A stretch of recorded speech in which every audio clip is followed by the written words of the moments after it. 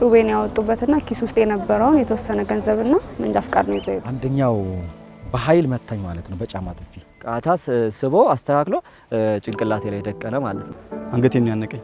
እኛ ስንሄድ ከበባ ነው ያደረግነው ማለት ነው። አስደንጋጭ መረጃ ከአዲስ አበባ ተሰምቷል። እጅግ በጣም ያሳዝናል። ሁላችሁም ጥንቃቄ አድርጉ። እነዚህ የምትመለከቷቸው አደገኛ ግለሰቦች በርካቶችን ጉድ ያደረጉ ናቸው። በተለይ የሚዝናኑና መኪና የሚለማመዱ ሰዎችን እያደኑ በሽጉጥና በስለት እያስፈራሩ የሚፈልጉትን ነገር ሲያደርጉ መቆየታቸው ተገልጿል።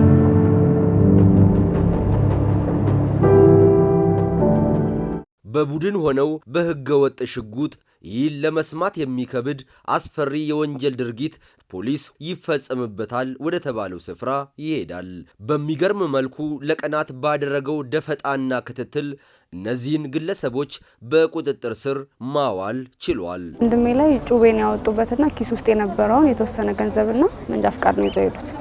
ለማምለጥ ሞክረን ነበር፣ ግን አንደኛውን እህቴን ሲይዟት መኪናውን ይዤ እየሄድኩ ስለነበረ ወደ ኋላ ተመለስኩላቸው እና ከመኪና ውስጥ የተወሰነ ነገር ወሰዱ ማለት ነው። ከመኪናው ወርውረውኛል።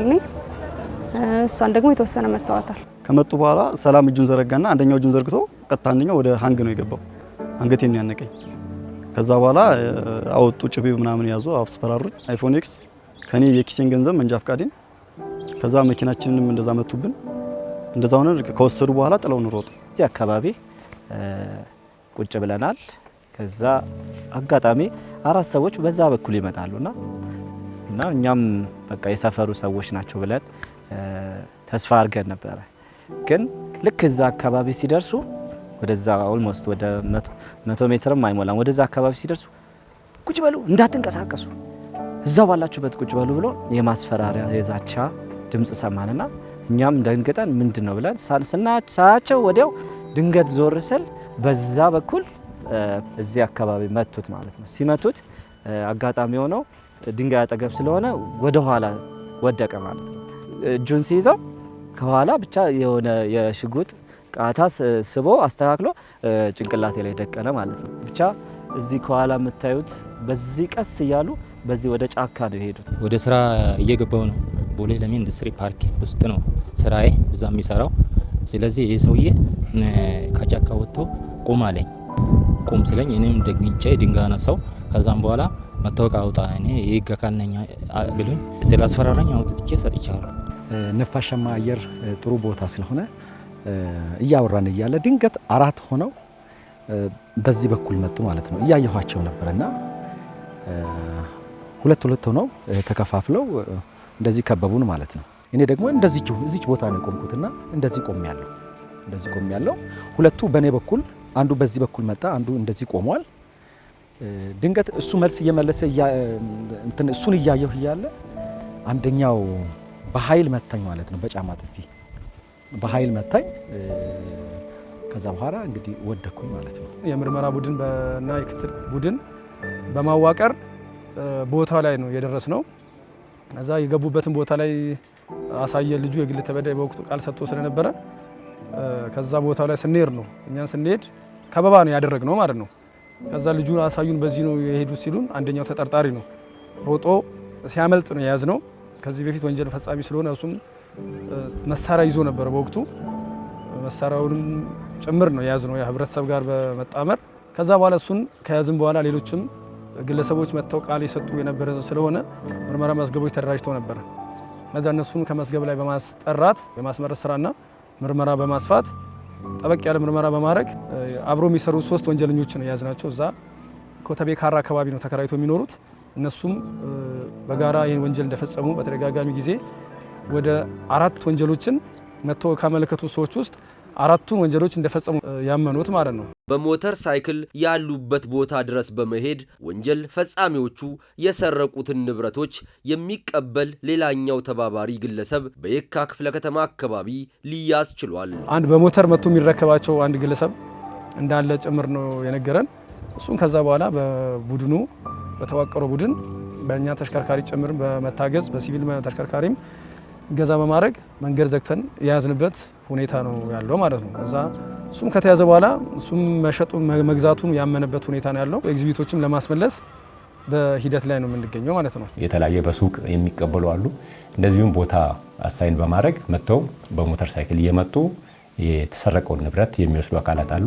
እነዚህ የራሳችንን ዘዴ በመጠቀም ስውር መኪናዎችን የፖሊስ ያልሆኑ መኪናዎችን በመጠቀም በሲቪል ሆነን እነዚህን ተቀባዮች ቀጥረን ከነ ሞተሩ ሁለቱም ተቀባዮች የያዝንበት ሁኔታዎች አሉ። ከዚህ በፊትም ሪፖርት ባደረጉት ግለሰቦች አማካኝነት እነዚህን ሰዎች ለማስቀጣት የሚያስችል በቂ ማስረጃዎችን አሰባስበን ክስ ተመስርቶባቸው ውሳኔ ለማሰጠት እንግዲህ ወደ ማረሚያ ቤት እንዲቆዩ ፍርድ ቤቱም ቀጠሮ የሰጠበት ሁኔታዎች አሉ። ተጠርጣሪዎቹ ድርጊቱን ፈጽመው ራሳቸውን ከአካባቢው ቢሰውሩም ፖሊስ ከፍተኛ ክትትል በማድረግ የገቡበት ገብቶ በቁጥጥር ስር በማዋሉ መደሰታቸውን ወንጀሉ የተፈጸመባቸው ግለሰቦች ይናገራሉ። ካመለከትነ ከ3 ቀን በኋላ ተይዘዋል ተብለን መጣ ነው። እንደዚህ በመያዛቸው በጣም ደስ ብሎኛል። ያው በሰዓቱ ገለውኝ ነበር። ያው መኖሬ ነው እንትን ምለው እንጂ ያው ገለውኝ ነበር። ገዳዮች ተይዘዋል ብዬ ነው የማምነው። ይያዛሉ ብዬ አላሰብኩም ነበር ጭራሽ። እንደ ድንገት ለሱ ለወንድማችን መንጃ ፍቃድ ነበር ወንጀል እንዳይሰራበት ልናመለክት የመጣ ነው እና ያልጠበቅነው ነገር ነው መያዛቸው ማለት ነው። እና በጣም ነው ደስ ያለኝ። በዚህ ፍጥነት እነዚህን ወንጀለኞች ከህግ ቁጥጥር ስር ያደርጋሉ ብለን አላመንም። እኔ በበኩሌ አላመንኩም። በቃ የጠፋው ጠፍቷል እንደ ነገሩ ነው ሄደን እንግዲህ እንትን ያልነው።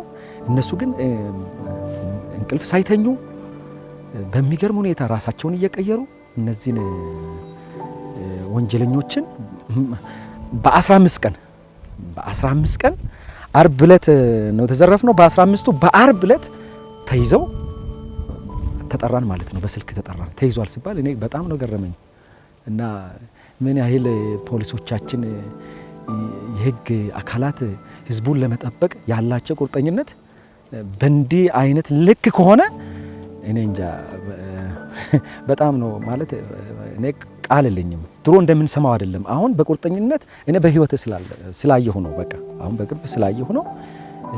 እየደውሉ አይዞ እንይዛቸዋለን፣ አይዞ እዚህ እንደርሳለን፣ አይዞ እዚህ ደርሰናል እያሉ ነው ሲያበረታቱን ነበርና ንግግር ብቻ ሳይሆን በተግባርም አሳዩን።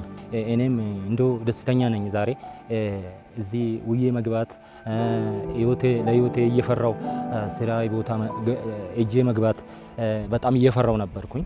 እነኚህ ወንጀለኞችን ይዞ ወደ ህግ ማቀረቡ ህግ መኖሩን በጣም ደስተኛ ሆኛለሁ ዛሬ ማለት ነው። ፖሊሶች ባደረጉት ርብርብ በቃ እነዚህ ወንጀለኞች በጣም በመገኘታቸው በጣም ነው ደስ ያለኝ እና የእቃው መጥፋት ሳይሆን ለወደፊት በዚህ ህብረተሰብ የሚፈጥረውን ትልቅ ተጽዕኖ አለ። ምክንያቱም እነዚህ ወንጀለኞች ተያዙ ማለት በዚህ አካባቢ ሰላም ይፈጥራል። አሁን ላይ ወጣቶች ለወንጀል ተግባር ሳይሆን ለስራና እድገት ብቻ መደራጀት ይገባቸዋል። በራስ ጥረት በሚገኝ ገንዘብ ለመበልጸግ መሞከር እንጂ በዚህ ድርጊት ላይ መሰማራት መጨረሻው ወህኒ ቤት ከመሆኑም ባለፈ ሰዎችን ለአካልና ስነ ልቦና ጉዳት የሚዳርግ ምንም አይነት ዘላቂ ጥቅም የሌለው ተግባር መሆኑን በዚህ ድርጊት ላይ የተሰማሩ ግለሰቦች መረዳት ይኖርባቸዋል።